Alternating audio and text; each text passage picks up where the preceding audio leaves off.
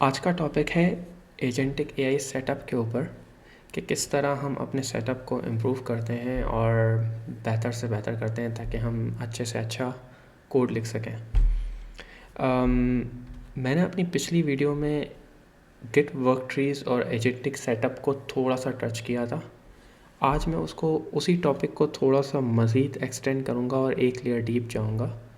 तो पहले हम देख लेते हैं कि मैंने छोड़ा कहाँ था या मैंने क्या बताया था। तो मैंने हाई लेवल ओवरव्यू पे ये बताया था कि नॉर्मली हम क्या करते थे जब एआई नहीं था या हमारे पास ये जो एजेंट्स नहीं होते थे, हम एक वक्त में एक टास्क पे काम करते थे मोस्टली।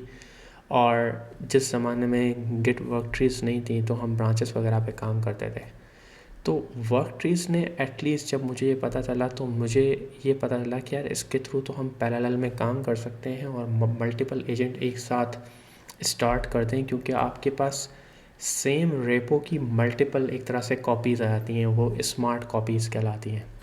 ठीक है, तो इस तरह इसका मतलब ये हुआ कि अगर आप मल्टीपल टास्क पे काम कर रहे हैं और सेम रेपो से रिलेटेड ही हैं, उनका डोमेन सेम रेपो में है, तो आप आराम से मल्टीपल वर्क ट्रीज क्रिएट कर सकते हैं जो कि उसी पर्टिकुलर रेपो की कॉपीज़ होंगी। एंड आप हर पर्टिकुलर वर्क ट्रीज के अंदर एजेंट स्टार्ट करें और प्लानिंग करें और उसको व्हाटएवर, और सारे काम प्लान एक साथ पैरेलल में चल सकता है। कॉन्टेक्स्ट स्विचेस होंगे, it depends on the severity of the task या नेचर ऑफ टास्क के वो कितना कॉम्प्लेक्स है और आप वो कितना वो इंगेज करता है।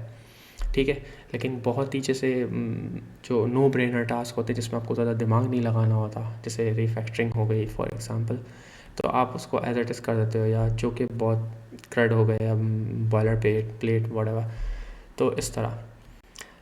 लेकिन इसमें एक पर्टिकुलर लिमिटेशन है। वो लिमिटेशन ये है कि यहाँ पे एक ही रेपो को हम यूज़ कर रहे हैं, राइट। व्हाट इफ़ कि हमें ऐसे बहुत सारे टास्क होते हैं जिसमें हमें मल्टीपल रेपोज यूज़ करनी पड़ती हैं, तो फिर हम क्या करें। क्योंकि एजेंटिक वर्ल्ड के अंदर है ना, कॉन्टेक्स्ट जो है वो किंग है। आप जितनी ज़्यादा उसको अच्छी इन्फॉर्मेशन देंगे एक्यूरेट, उतना आपको बेस्ट आंसर्स मिलेंगे, उसको आपको बेस्ट वो बातों को समझेगा और आपको अच्छे से अच्छा सॉल्यूशन प्रोवाइड करेगा। और आई थिंक एजेंट इस मामले में एटलीस्ट मेरा एक्सपीरियंस बहुत अच्छा रहा है। ठीक है, मैंने उसको बहुत ही कॉन्क्रीट आंसर्स उसने मुझे दिए हैं, अगर उसको मैं अच्छा कॉन्टेक्स्ट दूँ। तो इसका मतलब ये हुआ कि अगर आप एजेंट जो देख रहा है, अगर आप उसको सही इन्फॉर्मेशन प्रोवाइड कर रहे हो तो वो आपको बहुत अच्छा आंसर देगा और वो आपके लिए अच्छा सॉल्यूशन होगा, प्रोडक्शन रेडी सॉल्यूशन होगा।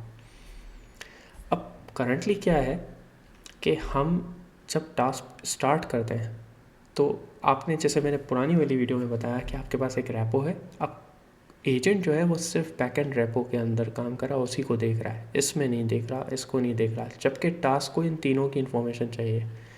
अब आप अलग अलग एजेंट स्टार्ट कर सकते हैं, डिपेंड करता है कि टास्क है क्या। ठीक है, क्या ये आइसोलेशन के साथ काम कर, नॉर्मली हमको मिक्स इन्फॉर्मेशन चाहिए होती है।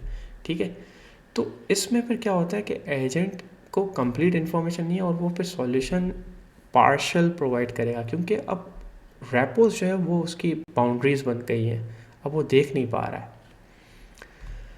तो जैसा कि मैंने आपको कहा कि अक्सर ऐसे टास्क होते हैं जिस पे आपको मल्टीपल रेपोज की नीड होती है, और अक्सर ऐसे टास्क ऐसे होते हैं। तो फिर क्या किया जाए कि एजेंट को अच्छे से अच्छा कॉन्टेक्स्ट मिले। तो जो बिग जाइंट कंपनीज़ हैं ना, वो क्या करती हैं, वो मोनो रेपोज वगैरह यूज़ कर रही होती हैं। ठीक है, और इवन वो इससे पहले भी यूज़ करती थी, जहाँ तक मेरा इल्म है, मेरी नॉलेज है, हो सकता है मैं गलत हूँ, कि वो एक ही रेपो के अंदर सारा रख देती हैं, फ्रंट एंड बैक एंड और इंफ्रा या व्हाटएवर। और फिर जो है, चूँकि वो यही पैटर्न फॉलो कर रही थी, तो एजेंट को इजी है, वो आराम से इन चीज़ों को देख सकता है, उसके पास कंप्लीट इन्फॉर्मेशन है, राइट।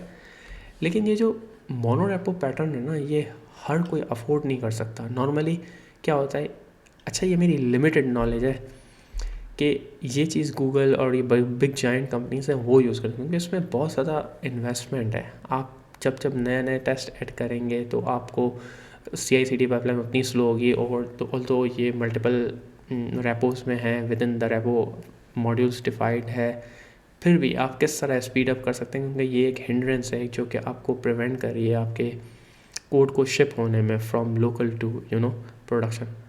तो अच्छी टूलिंग वगैरह सारी चीज़ें चाहिए होती हैं। The more complex setup the more आपको इन्वेस्ट टाइम करना पड़ेगा टूलिंग वगैरह पे।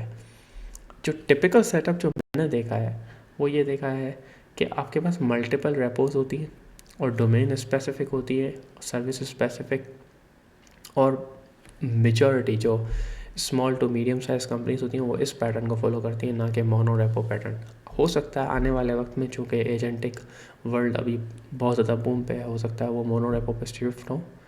लेकिन क्या कोई ऐसा तरीका है जो कि ईजीली हमें ये बताए और हमें आराम से कोई मेजर ड्रास्टिक चेंज ना करना पड़े और स्टिल हम इस फीचर को यूज़ कर लें? तो यस, वो है कि आप एक तरह से ट्विकिंग करते हो और आप एक तरह से वर्चुअल मोनो रेपो क्रिएट कर देते हो टास्क स्पेसिफिक। तो आपकी जो फोल्डर स्ट्रक्चर है ना वो कुछ इस तरह दिखती है, जैसे टास्क 1 के अंदर 2 रेपो चाहिए, आपने वो डाल दी। टास्क 2 के अंदर ये 2 रेपो चाहिए, आपने वो डाल दी।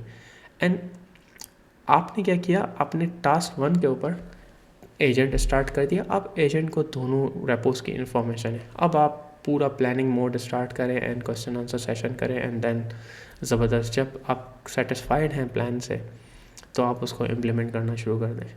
ठीक है, तो ये कुछ फोल्डर स्ट्रक्चर है। मैं कुछ आगे कमांड्स शेयर करूँगा जिससे आपको ईजी समझ में आएगा कि यार ये हो क्या रहा है, और इवन आप इस पूरे चीज़ को ऑटोमेट भी कर सकते हो। और आई थिंक आजकल बहुत सारे ज़बरदस्त टूल्स हैं। जब मुझे ये चीज़ पता चली थी ना तो मैं बहुत फैसिनेट हुआ था। मैंने कहा यार ये तो कोई आला चीज़ है ज़बरदस्त। मुझे बहुत इंटरेस्टिंग और इम्प्रेसिव लगी थी ये चीज़, क्योंकि मुझे इस बात का इल्म नहीं था। तो मैंने सोचा मैं शेयर करूँ। ठीक है, जैसे कि मैंने बताया कि अब आप टास्क 1 में और आपने एजेंट स्टार्ट कर दिया, अब उसको इस दोनों इन्फॉर्मेशन वो अब इन दोनों को देख सकता है।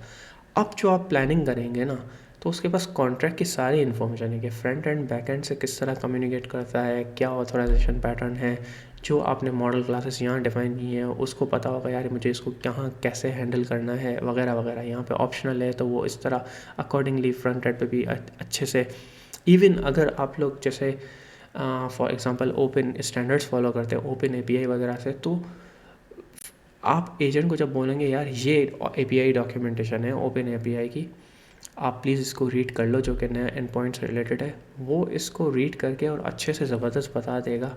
एंड सॉल्यूशन बहुत ही क्लासिक होते हैं, मतलब बहुत प्रिसाइज, बहुत ज़्यादा एक्यूरेट। एटलीस्ट मेरा एक्सपीरियंस तो था, बहुत एक्यूरेट सॉल्यूशन था। तो आपको क्या करना होगा, जैसे 4 स्टेप्स हैं वो ये कि आप फोल्डर बनाएंगे, फिर जो जो आपको रेपोज चाहिए आप उनकी वर्क ट्रीज क्रिएट कर देंगे। ठीक है, एंड फाइनली आप उस पर्टिकुलर वर्क ट्री के अंदर जाएंगे एंड अपना सेशन स्टार्ट करेंगे and then you have a virtual repo. So इतना सिंपल सा है। इसका मतलब ये हुआ, जो बिगर आइडिया है वो ये है कि आप असल में फोल्डर स्ट्रक्चर के ऊपर काम नहीं कर रहे, आप असल में डिज़ाइन कर रहे हैं बेहतर कॉन्टेक्स्ट अपने एजेंट के लिए। क्यों? ताकि आपको बेहतर सॉल्यूशन मिले। ठीक है, और ये एक तरह से काइंड ऑफ मैं कह सकता हूँ इंजीनियरिंग ही है एक तरह से, कि आजकल एजेंटिक सेटअप के ऊपर इतना कुछ काम हो रहा है कि लोग अपने वर्कफ्लोज को इतना ज़बरदस्त ऑप्टिमाइज़ कर रहे हैं कि जितना ज़्यादा बेहतर से बेहतर आप उस वर्कफ्लो को यूज़ कर रहे हैं उतना ही ज़्यादा आउटकम आपको बेहतर आता है। ठीक है, तो ये आजकल एक रेस चल रही है, तो मैं कोशिश कर रहा हूँ कि आहिस्ते आहिस्ते जो भी मेरी लर्निंग है वो मैं आहिस्ते आहिस्ते स्टेप बाय स्टेप शेयर करूँ। तो यस, ये है मेरा प्लान। कंपैरिजन अगर हम करें वो ये है कि सिंगल रेपो आप हम सब यूज़ कर रहे हैं और हमें पता है कि ये बिल्कुल भी एजेंटिक फ्रेंडली नहीं है।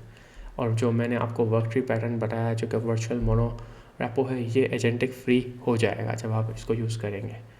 मोनो रेपो डेफिनेटली है लेकिन हर कोई अफोर्ड नहीं करता, इसकी मेंटेनेंस वगैरह हर चीज़ बहुत ज़्यादा कॉम्प्लेक्स है। जो कि मेरी रिसर्च के मुताबिक, जो मैंने हल्की फुल्की रिसर्च की, मैं हो सकता है गलत हूँ, क्योंकि मैंने इस पर्टिकुलर टॉपिक पे और इस पर्टिकुलर चीज़ को यूज़ नहीं किया, मैं कुछ बोल नहीं सकता। तो इसीलिए मैं बोलता हूँ हो सकता है मैं गलत हूँ। ठीक है, लेकिन जो मेरी हल्की फुल्की रिसर्च थी उस हिसाब से और जो मेरी दिमाग कह रहा था, मैंने कहा हाँ यार लग तो रही है, बातें सही है। तो इस तरह, तो ये चीज़ें हैं। इसकी सेटअप आपको कुछ करना नहीं होता, ठीक है। सिंगल रेपो है तो ऑटोमेटिकली यहाँ पे आपको कुछ कमांड्स रन करनी है जिसको आप ऑटोमेट कर सकते हैं डायरेक्ट। आपको सेटअप रिक्वायर बहुत ज़्यादा स्ट्रक्चरल चेंज वगैरह नहीं करना है।